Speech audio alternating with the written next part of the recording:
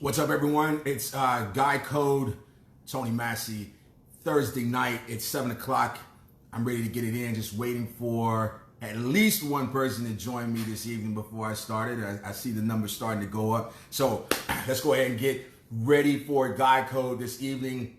This evening's Guy Code, I want to talk about something that I think is going to be pretty controversial. So I'm inviting anyone who wants to join the live tonight and argue with me, tell me how wrong I am. You're more than welcome to. We're talking about dating out of your league. Dating out of your league. Is that a thing? Is it a thing to date out of your league? So that's what we're going to be talking about tonight. So if you are in the live, make sure you invite someone because this should be a lot of fun. We'll see what happens. See if the whole Guy Code thing goes away after tonight. Because of the subject matter. So again, if you're just joining us, we're talking about dating out of your league this evening. Is that a thing? Can you date out of your league? Is there anyone who is not in your league? So let's start here. In order for someone to be out of your league, let's get the obvious out of the way.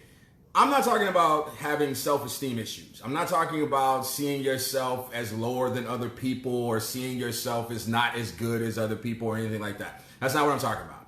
I'm talking about not wanting to date someone or being hesitant to even ask someone out or make yourself available to be asked out by someone because you feel that person is out of your league. They're not who you would normally date. Now, I used to have this. This just used to be a thing for me, especially when I was younger. There were certain women that I would not ask out under any circumstances because I felt like they were out of my league. And I'll be honest, it was based purely on looks. It was just a matter of, I just thought that she was way too pretty for me. But that was the limit of it. It had nothing to do with her personality. It had nothing to do with her status. And that had nothing to do with any of that stuff. It was just, I'm looking at this woman. She's too damn fine. I know she's going to say no. I'm not even going to approach her.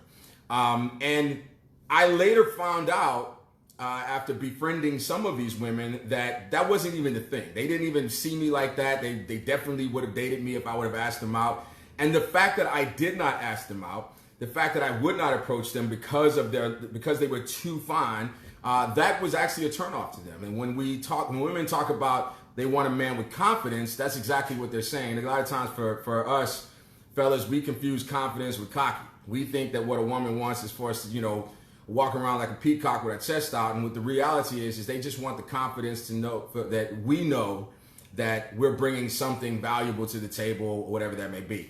As I got older, though, that changed. It wasn't so much about a woman was too attractive. It was really about me and me not being where I wanted to be yet.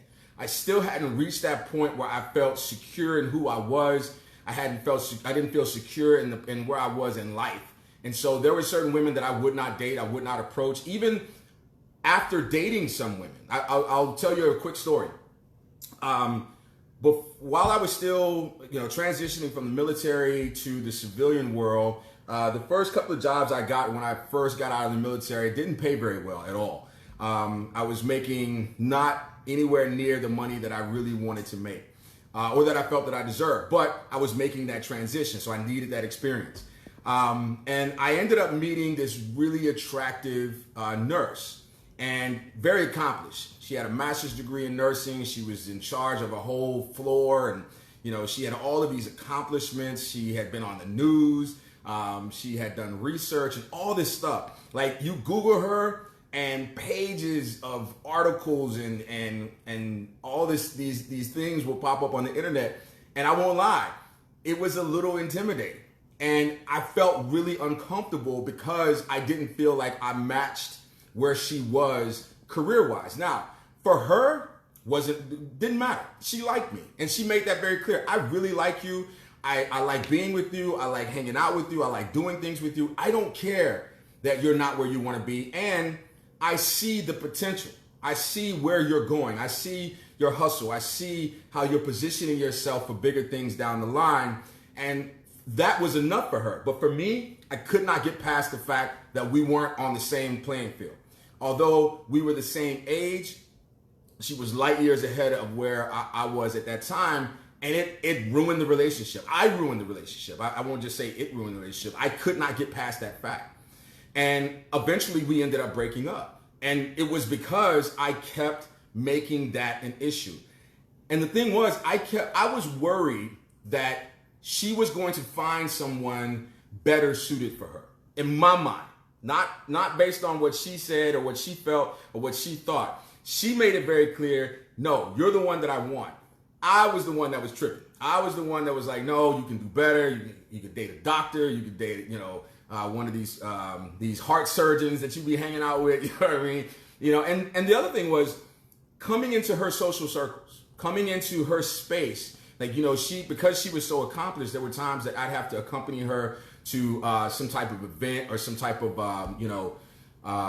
award ceremony or something like that. And inevitably, someone would, we're standing there talking and someone would walk up and say, okay, how you doing? I'm Tony and, I'm John. And John would say, what do you do? And I really felt some type of way about the fact that everybody there was a healthcare professional. Everybody there was a doctor or a nurse or PA or something like that. And my title at the time just wasn't very impressive to me. Here's the kicker. Here's the crazy thing. I was actually in the Navy. I was a registered nurse. So it's crazy that, it's not like I hadn't done something that they are doing. It's just that I wasn't doing it at that time. And I felt like I wasn't going to be good enough because of that. She was out of my league. And that mindset literally ruined the relationship. We ended up, like I said, breaking up. So, and that wasn't the last time that happened. I won't even lie. Although I'm attracted to women, I've always been attracted to very strong, very accomplished women because, I've said this before, if you've heard my lives before, I come from a very large matriarchal family. A lot of successful women in my family. I don't think that there's too many, I can't think of any one woman in my family doesn't have at least a college degree, titans of their industries. I mean, just these strong, just powerful black women. So of course it makes sense that that's what I would be attracted to. However, because I did not feel that that's where I was yet, although I would attract these women and I was attracted to these women, sustaining these relationships or these dating experiences was very difficult for me because I wasn't where I wanted to be. Now, you fast forward a few years. I'm finally where I want to be in my professional life. I'm making good money. I'm able to venture out and do other things. I have the trappings of success. But more importantly, I have stability. I know where I'm going to be 10 years from now. I have a plan and I'm executing the plan. I can see the plan come to fruition. So as it relates to dating now, I don't see anyone who's out of my league. But here's what I had to come to realize. None of these women were ever out of my league. None of these women were ever better than me or outside of my reach. All of these women, because they entertained me, period. They made it very clear to me that they were more than happy to date me, but because I wasn't there yet, I'm the one that messed it up. So when I date now, I don't see women as outside of my reach or outside of my purview. I will approach anyone that I am interested in. But having said that, the dynamics have changed. As you get older, as you, your desires change, so does your preferences when it comes to dating. So there are some women that I will say are not necessarily out of my league, meaning that I couldn't approach them, but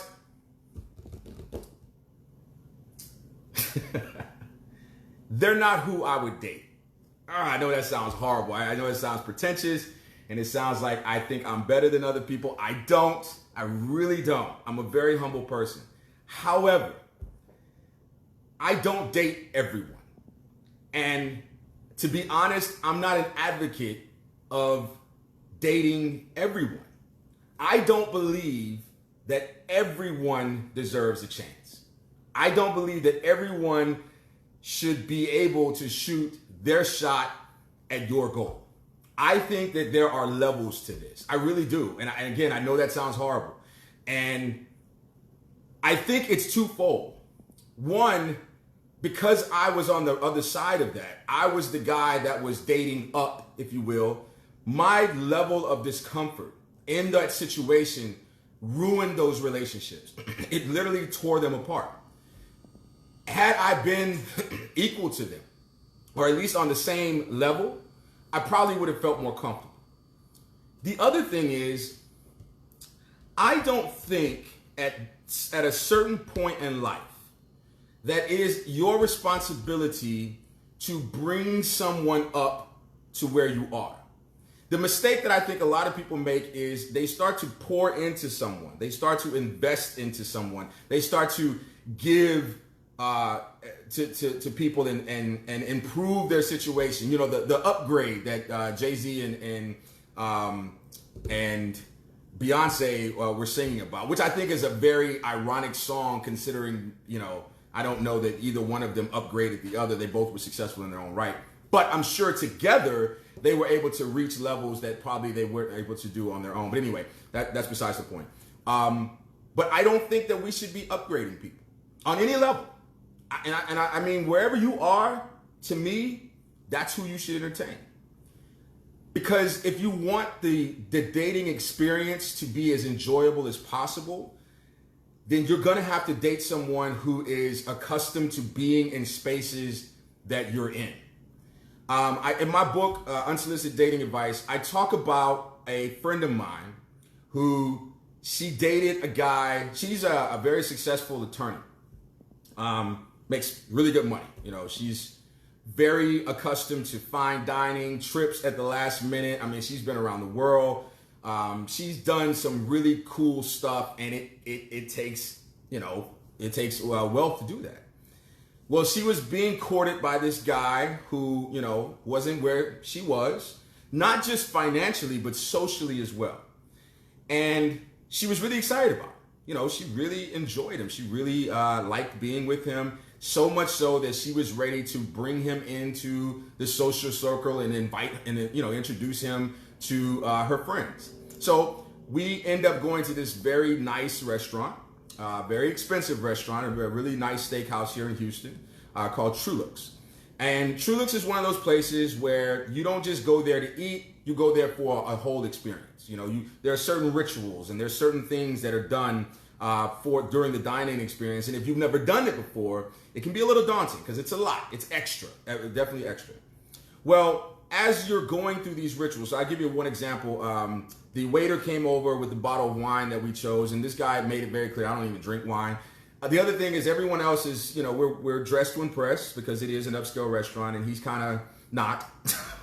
I mean, you know, he looks nice, but definitely doesn't fit the dress code. So much so that they had to give him a loaner jacket at the front desk. So if, you know, the waiter brings over the wine and, you know, he shows the wine to the table. He uncorks the wine and hands the cork to her date, who was sitting at the head of the table, which, you know, again, is a part of that ritual. And he pours, you know, just a little bit of wine in the glass so that he could taste the wine for the table. Well, he had never done that before. He had never had that experience. So he's just staring at the waiter, waiting for the waiter to pour him a full glass of wine. And when it didn't happen, he was like, "Yo, my man, you know, give me some more." And the waiter was like, "Well, sir, you know, just let me know if the wine is okay." He said, "We ordered the wine. It's fine. Just fill it up, you know." And it was a little embarrassing for him because, again, he didn't know what to do, right? So we got past that. But I could tell he was very uncomfortable. I could tell he felt judged. And that came out later in the evening. Now, my issue wasn't so much his discomfort as much as it was the way he reacted. He was very aggressive and he was angry, and that was a whole different thing. But I can't help but wonder, one, if she would have prepared him, and two, if she would have understood that she's taking him into a very unfamiliar space. She's taking him into a space that he's not accustomed to, and he looks different. He acts different. So much so that it's an issue. And eventually they broke up, you know, and I don't know if that was the reason they broke up or there was other things that caused the breakup. But we had a conversation, her and I. And I was like, I don't, why wouldn't you just date somebody where you are, financially, socially, the whole nine? And she said something very interesting. And I see that there's some ladies in the room, and ladies, let me know if this is a thing. She said, the problem with dating exclusively men that are professionally at my level is that there aren't very many. They're married. Many of them are married.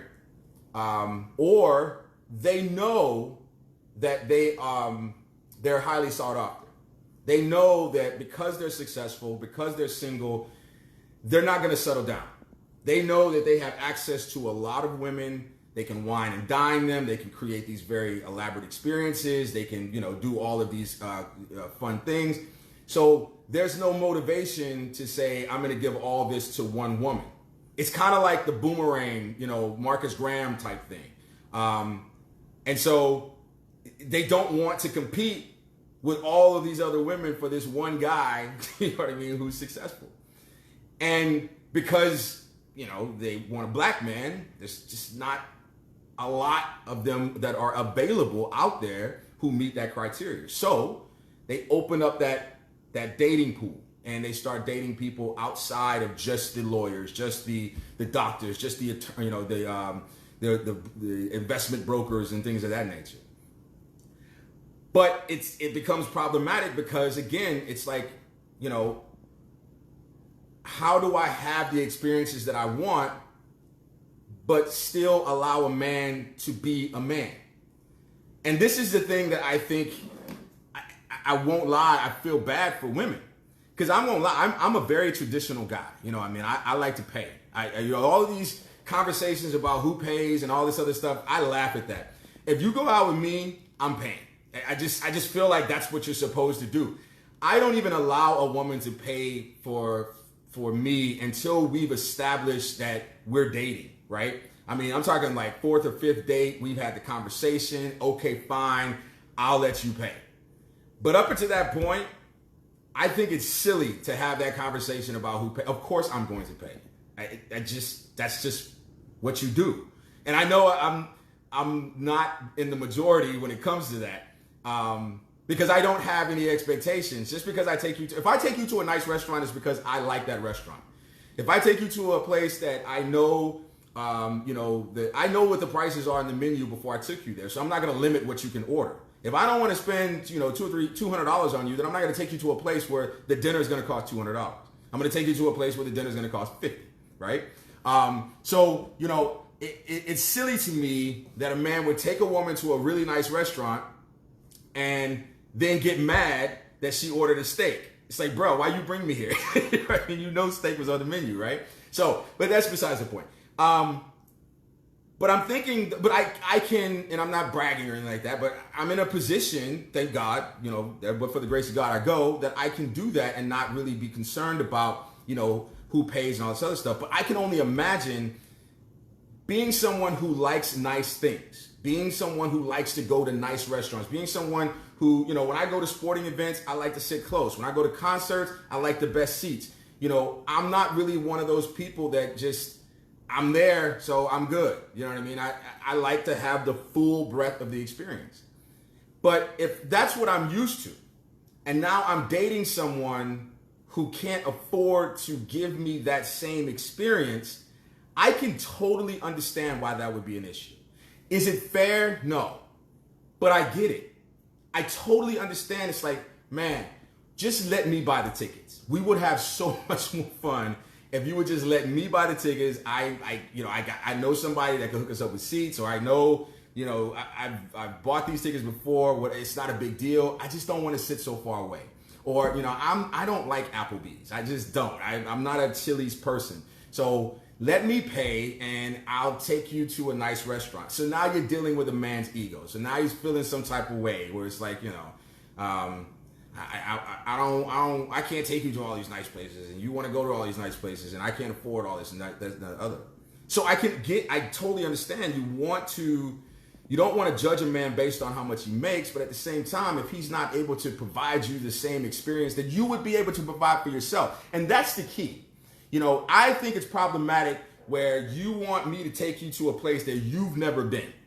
I'm not here to create these new experiences for you. I'll fly you out if you're accustomed to being flued out, right? If you flew yourself out, if you could flew yourself out, then I will be happy to fly you out. But I'm not going to create an experience for you that you couldn't duplicate on your own. I think that's unfair. I really do. But to ask you to go backwards, to ask you to not fully enjoy something because I can't financially do it, I think that's really unfair. What do you think about that? I really like to know what you guys think about that. Should we be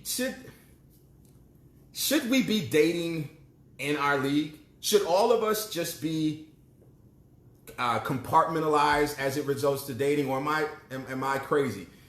Should we be dating across the spectrum? And the other thing is, I don't know that I'd be comfortable with someone who doesn't have the ambition to do more. And this is such a hard conversation to have because I can't help but feel like I sound very pretentious and very, like I said, like I'm conceited or something like that. But if, damn, this is hard. If being the manager or, working the night shift at Popeyes is the culmination of everything you want in your life, I don't know that we would, we'd make it, It would have to be a situation where you're doing something you like, okay, a teacher. I could totally date a teacher. I would love to date a teacher because you're doing something you love. And your education does not match your compensation. So for me, that's different. But outside of stuff like that, I don't know. Let me read some of the comments because I feel like I'm stepping on my own voice. This is on point. I'm so tired of this conversation with broke men. Okay, I'm not talking about broke men. I can't co-sign that. My man card won't allow me to co-sign that. But I get what you're saying. I feel like it's okay to stop dating for a while and level up. Yep. What you can't do for yourself, don't expect someone else to do it. Yes, date within your league. I agree, Valencia. I mean, you should be able to, if you can't duplicate the experience, then, I'm not taking you to somewhere just because you ain't never been before. I'm not going to do all that. That's ridiculous. Christopher says, well, you won't experience the value of dating, only dating yourself. Okay, let's unpack that. What do you mean by that, Christopher? Go a little deeper with that. You won't experience the value of dating, only dating yourself. Does that mean you have to date the gamut? You have to date everyone to really get the full experience of dating? Is that what you mean by that? I'm not sure I agree with that, but please expound on that because I really want to know what you mean by that. Let's look at some more. I agree. Yeah, Dana says, yeah, I agree. Dating your league unless the person has the drive to get where they need to be to meet you where you have. I agree with that 100%. If you have a plan, like the nurse that I dated, she valued the fact that I had a plan. I had just not executed the plan fully yet. And so for her, it's like, okay, you're gonna be where you wanna be one day. And I'm more than willing to help you get there. So it's cool that you're not there yet, but I see that you're taking the steps. I see that you have the plan. You're working the plan. I can see that you're gonna get there eventually. So we're good with that. I just wasn't. Because again, I felt there was it tapped into my insecurities that I wasn't where I wanted to be at that time. So I see what you mean. Valencia Pearson, kudos to teachers. Yes, kudos to teachers. Y'all are doing God's work. I damn sure can do it. Lisa says, one's financial league might not match their intellectual/personality league. You should date based on compatibility. Okay, I agree with that. I'll give you that. I definitely agree with that. Because like I said, there are some very smart, very intelligent people out there with great personalities, great, just deep thinkers, really loving, really expressive. They just don't have a career field that makes a lot of money. And I don't think that should be a limiting factor. I really don't. Like I said, the one thing that just keeps popping in my mind is a teacher.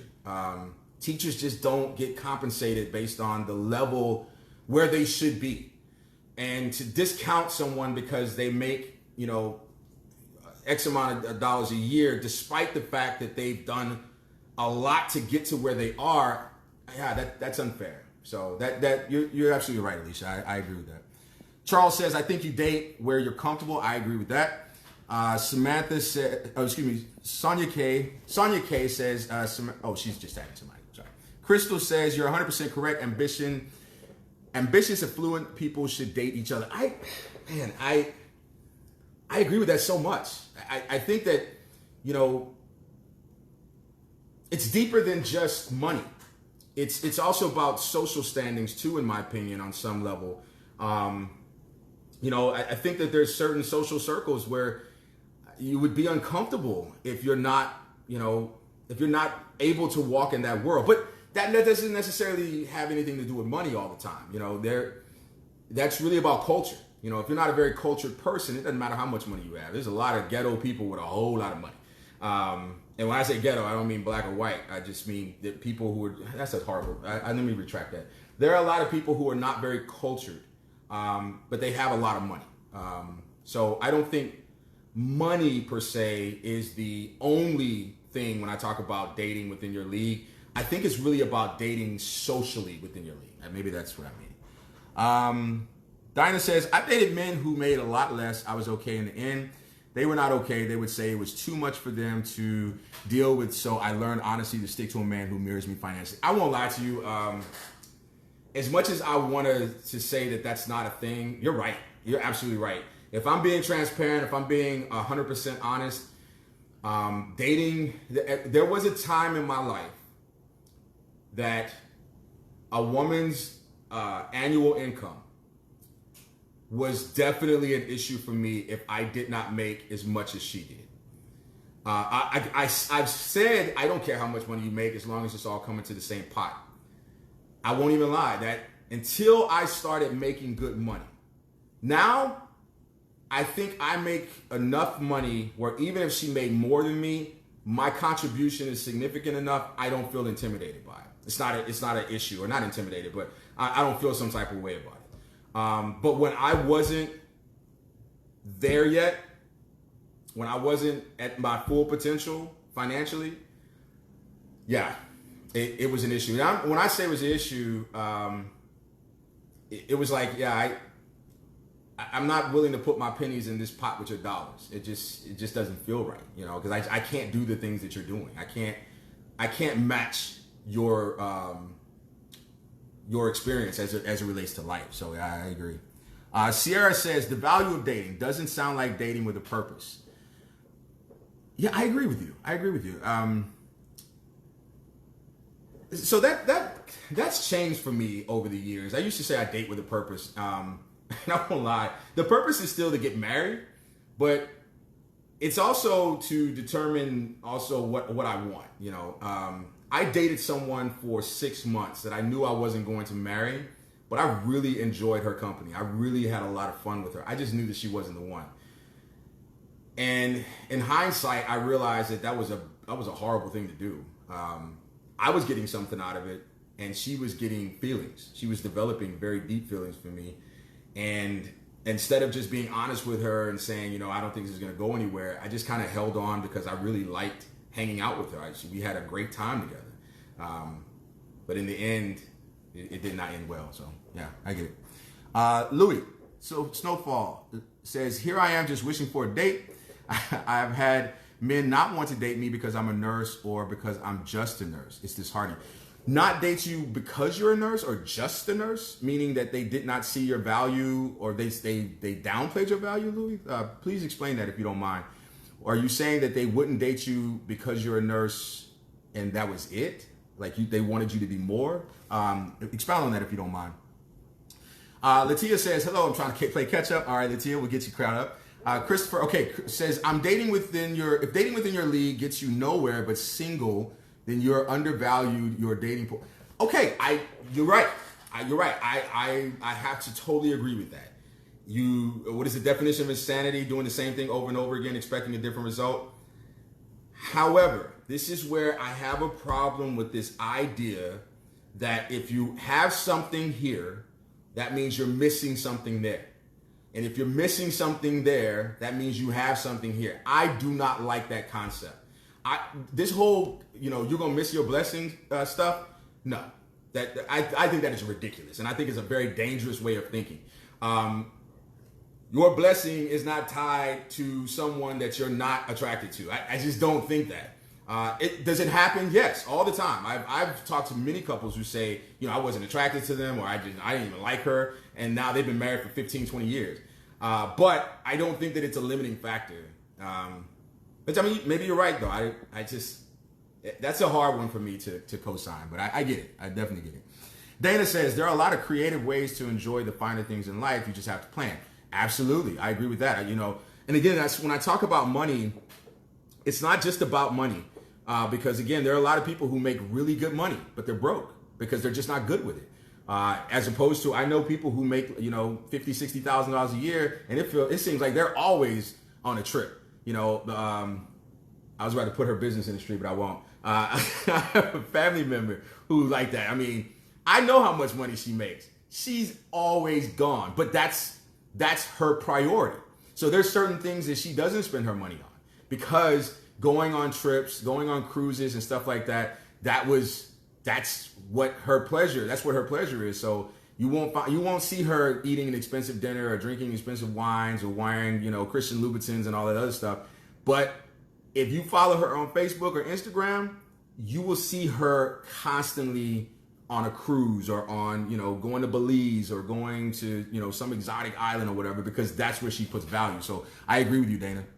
Valencia again says, at the same token, date someone that are like-minded. I think that's the key. You got to date someone who shares your mindset, because if you date someone who makes considerably less than you, but they're willing to submit to yield to your expertise. And I think this is a very important thing as it relates to, roles within a relationship. I don't believe necessarily in traditional roles all the time.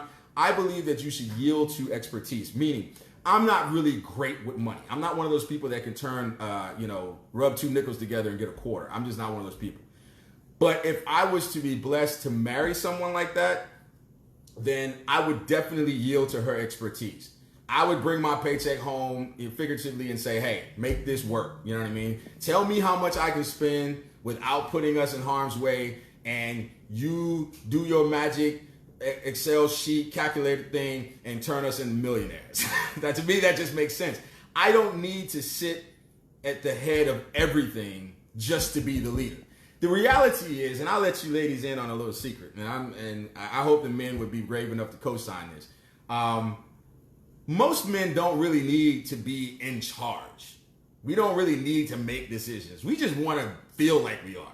We just want to be tricked into believing that this was our decision and we made it. So, I think that the power of femininity is not used to its full potential all the time. I think that, ladies, if you use that feminine energy, you can do anything you want. You can make magic happen using feminine energy. You come to me and say, baby, based on our talk the other day and your input, I've decided that we're going to invest in these mutual funds, and then we're going to get this property, we're going to do this, that, and the other. I don't know what the hell you're talking about. But because you lied to me and said it was my idea, and you said it in a very sexy voice, I'm like, damn, that was smart of me, huh? Thank you, baby. I did that. And you just co-signed that bullshit, and I will not fight you on it. I think that's using your power. Louis Stoffel. Okay, so she explained. Yes, I've had men tell me that they wouldn't date me because I'm a nurse and felt like I should be doing more. Oh, wow. Damn. Or because everyone is a nurse. I was livid. I worked really hard to get to this point in my... I lost you. To this point in my career, I'm currently in school to advance my career. You know what? I got to step on my tongue because that hurt. And if I made anyone feel that way with my words, I sincerely apologize. No one should discount where someone is, especially if they're where they want to be. So if any way I contributed to that mindset, Louis, I apologize to you. If you're living your dream then live it, damn it. No one has the right to tell you that you're not doing enough. That's bullshit. And I'm sorry that happened to you. I really am. Dinah says, I was resented for making more for sure. I don't think they did it purposely, but resentment was the emotion for sure I felt from some men I was involved with. I can imagine. Yancy says, yo, what up? As a fellow nurse, we are targeted at times by men. I have nurse friends who do not tell me what their profession is because unfortunately some men, and to be honest, women as well think money when they see a certain profession. Ooh, that's a good point. I've actually, been targeted because people see me, and it's my own fault, but the lifestyle I live on social media ain't the lifestyle I really live. If I posted everything I did on social media, then you would see me sitting on the couch watching TV a lot, because that's what I do. But, of course, if I get an opportunity to go overseas, or if I get an opportunity to have a really nice meal, or if I get an opportunity to go to a concert or something like that, yeah, I'm going to post it. But I think on some level, I have more than once given someone the impression that I live a lifestyle that I don't necessarily live. And when they start dating me, they realize a lot of that is bullshit, and they're very disappointed. So I agree with you. Yeah, that's very true. Yancy says, I'm here for the feminine energy. So am I, girl. So am I. Charles says, yes, sir, you're very correct. Christopher says, my job is 100. My job is not to rule with an iron fist. A relationship is powered by our effort. Yes, someone posted the other day, a man is the head and the woman is the neck. I've never heard that before. And I'm sure it's an old saying, and many of you probably heard it many times. But it makes so much damn sense. Because wherever the neck tells the head to go, that's where it's going to go. And the neck don't move. The neck stays still. The head is the one that's doing all the damn turning by direction of the neck. And if you hurt the neck, guess what? The head ain't moving. I love that. Absolutely. Yancy says, people think I got stacks, no clue why. I know why people think you got stacks, because you living your best life. That's why you out here just showing off for the people. So yeah, I think it's very interesting, as it relates to dating in and out of your league. So let's shift the conversation to dating in or out of your league as it relates to looks. Not having everything. I'm not talking about being a great person. I'm not talking about, being emotionally available and all that stuff. I'm talking about, ladies, have you ever been ignored or not talked to by a man or men because have you ever been told that you are just too attractive to be approached? Have you ever heard that men say, they look at you and they're like, nope, she gonna say no. There ain't no way in hell I'm gonna talk to her. Or you find out a man has not talked to you because he claims that you're just too attractive. Fellas, have you ever done that? And then I'll flip the script. Women, are there certain men that you just won't shoot your shot because you're like, nah, he's too pretty? And I think I really think it's different. I think that men don't talk to women, attractive women, because they think they're gonna say no. I think that women don't talk to attractive men because they ain't trying to put up with that bullshit. I think that some women look at a man and is like, nah, I'm not, he too pretty, and I'm not trying to be fighting off all these women in his inbox. I'm not trying to be, deal. And I've heard other women say, I don't want a man that's prettier than me. I don't want a man that is, I'm fighting him for mirror time. Like, he's always in the mirror and I can't get in the mirror because he's in there primping himself. So I think if it happens, I think it happens for two very different reasons. That's never happened to me. I've never had a woman tell me, I didn't talk to you, Tony, because you're too cute. Never ever happened. I wanted it to happen. I wanted it to happen at least one time. I want one woman to be like, you know what? I was going to say something to you, but you just too damn fine. I don't think it never will. It's fine. Now I'm in my feelings. Let's see. Yancy says, yep. I'm assuming I'm out of their league. And she says, such a turn off. Dana says, I get prejudged all the time. I've been told I'm unapproachable. So when it comes to being unapproachable, is that because of your beauty or is that because of your face? Because some ladies, not in the group, not on this live, some of y'all have some mean faces. That, what is it called? RBF?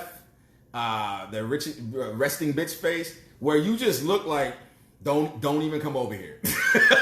And I get it. It's probably subconscious. It's probably you're thinking about something else. It's probably, you're not even aware that your face looks like that. But you look at her and her face is literally saying, don't waste your time. It's not that you find, it's you're terrifying because you just have this scowl or whatever the case may be. Now, I am not one of those men that tell a woman to smile. I think that's bullshit. I think if you want to be mad at the world, damn it, it is a free country. It's 2019. You be as angry as you want to be. So I don't like it when men say, oh, smile, girl. No, I'm not smiling. You're going to tell me when to smile and when I can't smile. What if I don't want to smile? You know, kiss my ass. So I'm not on that. Let's see. Carrie says, true. Louis says, I tried to shoot my shot in here and I was ignored. I will never. Somebody ignored you? I'm gonna go to your page and let me see, cause I don't believe you. I don't believe you. So I'm going on my other phone and I'm gonna look you up to see if somebody ignored you. You probably just ended up in their I don't know you message box. Let's see. Nah, you lying. That's not true. If they, no. I don't believe you. Sorry. Let's see. Spencianti says, me too, to Dana. Christopher says, yes, I do it all the time because women are harassed so dang much, so I pick and choose my battles. Let's see. Facts. Maya says facts. Melissa says this is very true. Melissa says, when I'm shooting my shot, hey, hey girl, how you doing? Lying ass. The Travel Dynasty says, I've been told I look unapproachable, but I'm actually quiet and shy, so it's weird to me. I think I'm very approachable. I'm going to tell you right now, some of you ladies, with all due respect, I think that some of you should be a little more aggressive as it relates to shooting your shot. Some of y'all are shooting your shot. You think you're shooting your shot, but you're not. Listen to me. Men are not accustomed to being approached. So subtlety as it relates to approaching a man doesn't work. It works with y'all because you've been approached since you were 12. Ever since you turned 12 years old, men have been approaching you. We've been approached twice in our whole lives. And one was our ugly cousin from Louisiana. So you can't judge that. You can't say, you know, I shot. You probably didn't shoot your shot. You probably was just like, hi, and then wonder, well, why didn't he respond? You know, because I don't know what you want. Let's see. Carrie Taylor says, I've been told that I have the don't mess with me look sometimes. Yep. Yancy says she's not welcoming. Travel Dynasty said Dana is fine. I was even intimidated. I know, right? Maya says, I proudly own my art. Okay, you own your RBF. Go ahead, girl. Own your RBF. Dana says, I don't think that's the case. I'm always smiling. That can be a little intimidating too. Like, I feel like you're just too happy. And the way my life is set up, I might ruin it. So yeah, I don't need you to be all chipper and happy and everything like that. That's a turn off to me. Why are you so damn happy? I got problems. Are you going to be okay dealing with my problems? Well, it says not smiling doesn't always equal anger. That's true. Absolutely. Yancy says, I don't know you. Message box. Louis says, Louis Snowfall is my backup page. My real page is in Facebook jail. Oh, okay. All right. I got to check out the real page then. The Travel Dynasty says, I was intimidated by Dana Jeter until I met her. She absolutely gorgeous, but she's so pretty. I can see why a man is nervous. Hey, that's a great point. I'll tell you what, there have been women that I have really been like, man, there's no way I'm talking to this chick. And then I actually meet her. And all my preconceived notions were wrong. You know, she's cool as a fan, as a fan sitting on an ice cube in Antarctica next to an Eskimo. Cool. But because of my preconceived notions, I just felt like, nah, she's either going to be mean when she shoots me down. Because that's the other thing. When somebody posted, I think in this group or Yancey's group, they wanted to know, how does a woman let a man down nicely? And I'll clue you in. You can't. All rejection is seen as bad. So if you say no, thank you, I got a man, not right now, whatever, it's still rejection. So don't even worry about it. Don't let your heart be troubled. If you say no to a man and he takes it the wrong way, it does not matter how you say it. He was going to take it the wrong way. Because he came over there for a yes, and you didn't give him one. And so whatever name he called you, he was going to call you that anyway. So don't even worry about it. Spence, I'll call you Spence from now on. Sorry about that. Maya says, right, be specific. Spence says, how can I go shoot your shot class? I don't know that there is a shoot your shot class 101. I'll tell you what's attractive to me is persistence. Persistence, not a pest. I believe that people make time for what they want. If I'm making it very clear to you that I'm not making time for you, then fall back. Because at some point, women, you're the same way. I know you are because I've been told this. You get the hey, what you doing? How are you? Hey, good morning, good afternoon, good night. Hey, it's like 3 days worth of this shit. Bruh, I don't want to talk to you. Stop messaging me. Christopher says, that's true. Ladies don't put any effort into shooting. Y'all don't. So I was on this dating app called Bumble. And I love the app because the app is totally different than most dating apps. So you still swipe like you do on Match and Tinder and all that stuff. But when you swipe, if there's a match, the woman has to make the first move. You can't do anything until she initiates contact. Now, I've been criticized, and I've seen criticism as it relates to online dating, of women saying that men are not very creative in their approach. Like all they say is, hello, hey, beautiful, hi, how are you, whatever. Guess what? Every single time I've matched with someone and I've waited patiently for them to send me a message, that's exactly what I got. Hey, handsome, hi, hello, how are you? And I'm like, this is bullshit. I was expecting these women to have these very creative, opening lines that had something that proved that they had read my profile, that they had, showed some kind of interest. No, I didn't get none of that. I got, hi, hey, handsome, hello. And I get that in my inbox today. And I do not, the worst is this. Do you know how weird this is for someone? Imagine you are walking down the street, okay? Imagine you're on your way to Starbucks and someone in your view just is standing there doing this. What are you going to do? I know what I'm going to do. I'm going to turn and look to make sure they're not waving to someone else. And then I'm going to be like, okay. And I'm going to walk away because this shit is weird as hell. So if you're in my inbox, or if one of your friends are in my inbox and they're doing this and waiting for me to respond, I'm not going to. I'm scared of you. You're crazy. Let's see. The travel she says, I don't shoot my shot at all. It's too much for me. I feel you. Rochella Thomas says, maybe I'm being too subtle. Yes, you are. Hey, say to men what you want men to say to you. That's what you do. If you really want to shoot your shot, if you're really interested in a guy and you really think you could really match with this guy and you want to get his attention, imagine what he would have to say to you and you say that to him. I guarantee you, if you're creative, the women that I do respond to, they're creative. Or they say something like, hey, I really like what you posted the other day. Or I loved your live.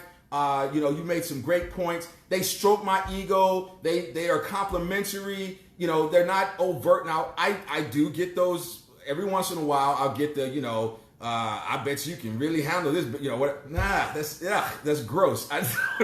Don't send me that shit. It's not the thing. It's like, okay, who else did you send this to?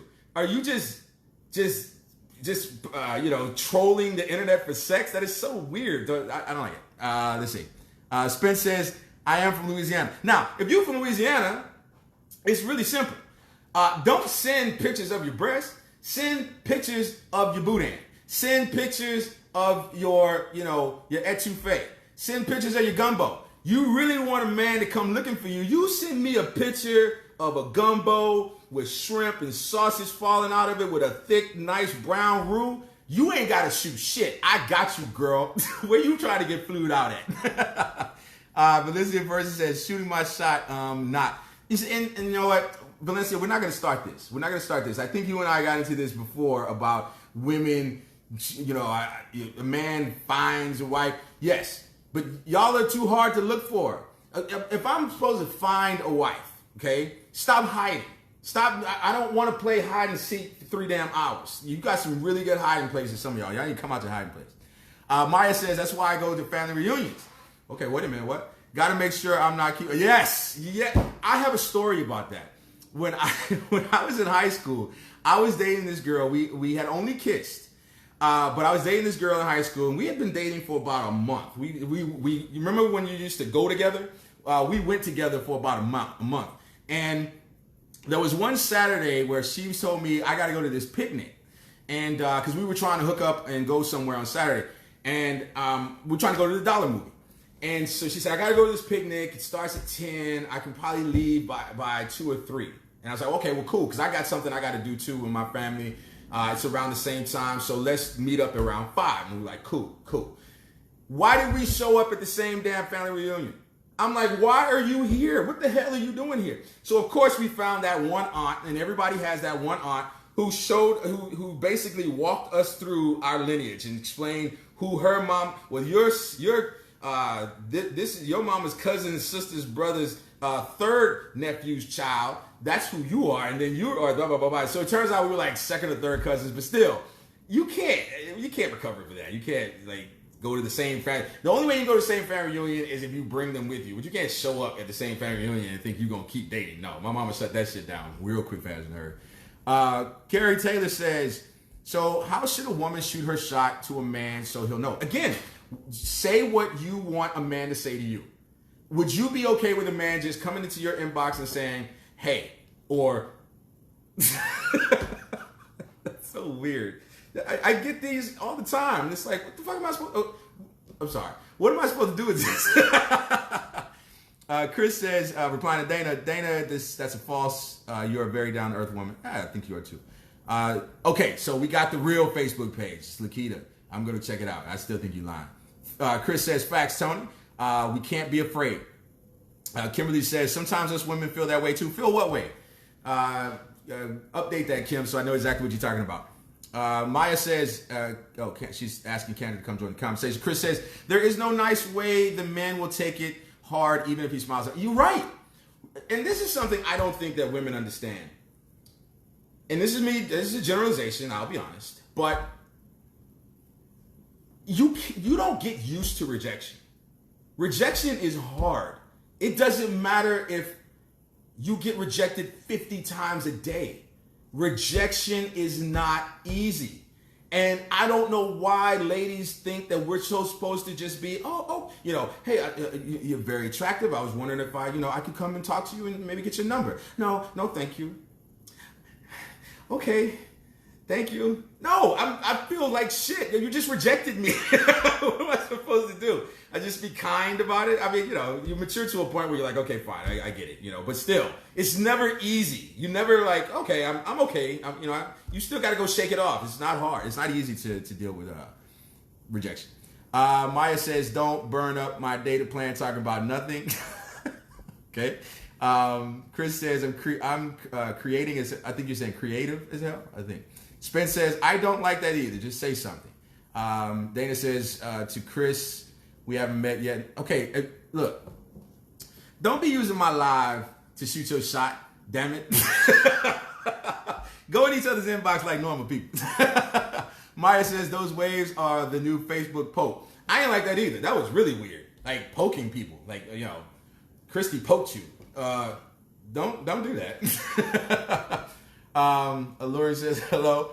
Chris says no, we not. Okay, y'all need to go in the inbox, Chris. Damn it, Yossi says, what's your cash app? That's how you get my attention. You ask me for my cash app, you might be bait. Chris says, exactly, Tony. That's my way of thinking. I'm going to say what I want to hear. Yes, say what you want to hear. Whatever would turn you on, say that. I think that's the best way. Spence says, I don't do that. Yancy says, not the brown root. Yes, the brown root. Valencia says, laughing my ass off at Gumbo Boudin. Such a cook. I'm telling you, you take a picture of a good meal, and for you ladies that are posting these pictures of meals on Facebook, if you have a meat and everything else on the plate is yellow, that is not a good meal. Nobody wants corn, macaroni and cheese, and mashed potatoes and a piece of chicken. Put something green on the plate, even if it's just parsley. Break that up. That's not attractive. That's just from your Uncle Tony. Yancy says, laughing out loud, my dad brought home the secret half-sister. Grandpa was a Rolling Stone, and damn, that sucks. That would be horrible. Now you gotta tell all the truth. Vaya says, y'all women that refuse to speak up are trying to be forever alone. I agree. Dinah says, okay, maybe I'll try. To Maya. Yancy says, my distant cousin hit me on Match.com, but luckily I saw a family member in another photo and connected the dots before it got awkward. Lord have mercy. Spence says, I probably need my profile check. Valencia says, Tony, you wrote the book about Ruth. Now, I tell you what, I did write a book about Ruth, and she shot her shot. Not only did she shoot her shot, but Naomi was the real matchmaker in that. Naomi told her, look, let me tell you something, okay? That's a fine ass man. He got money. You know, he's good to you. He's taking care. This is what you're gonna do, okay? You're gonna go to the threshing room floor and let it be known to him that you down like 4 fat tires. Everybody needs a Naomi in their life. Everybody needs a Naomi in their life that's gonna talk you into to not missing your blessing. Chris says you can get used to it. It hurts less over. Oh, you're talking about rejection. You can get used to it. It hurts less over time. If you're a shooter, you shot that way. You shot that what you do until the ball starts to fall into the basket. I guess so. I guess I'm not a shooter. I'm more of a defensive player. Carrie says too many. Yes, if your whole plate is one color, that is problematic. Put some green on that plate. Maya says she's trying to have you backed up with those carbs. Exactly. And then gonna complain that I gain weight. Well, it's because all you do is throw carbs down my throat. Mix it up a little bit. All right, I had some fun. My time is almost up. I appreciate you guys being so interactive tonight. I really was worried about tonight's live because I really thought I was just gonna have a mass exodus, and I just expected either Corey or Dinah or one of them to be like, yeah, bro, we ain't doing this shit no more.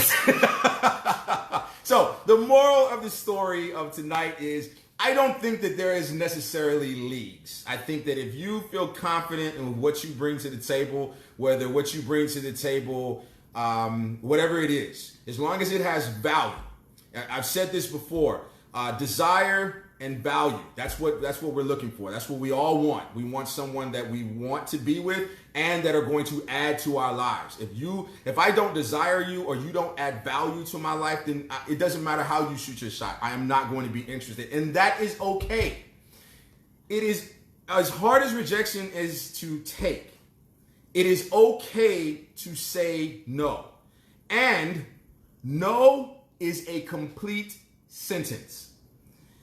No, period. You don't need to explain yourself. And I've said this on more than one occasion. The easiest way to get someone out of your inbox, to get someone to stop bothering you, is to ignore it. As long as you're having a conversation with me, then we are in negotiations. As long as you're talking to me, every man knows this. I'm telling you, every man knows that persistence pays. As long as you are talking to me, then that means that I still have a chance. Once you stop engaging me, that's when I'm going to give up. No is a complete sentence. You do not need to explain yourself to anyone. And by explaining yourself to someone, all you're doing is opening yourself to manipulation. It's kind of, think of it this way. You know how you walk through the mall and those people in the middle of the mall, they got they got all the stuff that they want, the makeup and all this stuff, and they want to get handed to you. The best thing to do is to not even make eye contact. Just keep straight. But if you stand there and go, oh no, thank you so much, I really appreciate it. They go like, well, what's your routine? You know, blah, blah, blah. And they start talking to you, and pretty soon now you're sitting there getting shit all over your face, and you never even wanted it. No, and you just keep walking. It's the same thing with dating. It's okay to say no. There is no good way to let someone down. Okay, it just doesn't exist. Now, if you're worried about karma, then yeah, no, thank you. And then that's the end of the conversation. But don't go, as long as you keep engaging me, I'm just going to keep engaging you until one of us gives up. It's either going to be me getting tired or you just like, all right, fine, I'll go out with you. Either way, I'll get what I want. So, but yeah, going back to the subject, I don't think we should be necessarily dating just within our league or whatever the case may be. And I don't think that money should be the only deciding factor. I don't. But I do think that culture does have a part to play. If you're not going to date someone who is culturally equal or socially equal to you, then you got to at least allow that person an opportunity to adjust and understand that they may be uncomfortable. And that goes both ways. I meet someone who is, I love being with her and she's awesome. And her favorite pastime is, sipping Boone's Farm outside of a 7-Eleven. It's going to take me a while to get used to it. So she's got to let me adjust to, the brown paper bag. It's going to take me a minute to get to that. All right. So, all right. I hope you enjoyed the live tonight. I really enjoyed engaging with you guys. Join me next Thursday night. Actually, no. Next Thursday night, I'll be traveling. My birthday is... No, Thursday night, I'll be here. Thursday night. Next Saturday, not this Saturday coming up, but Friday the 7th is my birthday. So I'm going to be celebrating my birthday next weekend. But other than that, I will be back next Thursday for another Guy Code with Tony Massey. Thank you to the moderators. Thank you to the administrators. Thank you to all of the contributors. Love Jones. It is a great group, and I'm having so much fun in it. Keep doing what you do. All right? Y'all have a nice night. The Code 45.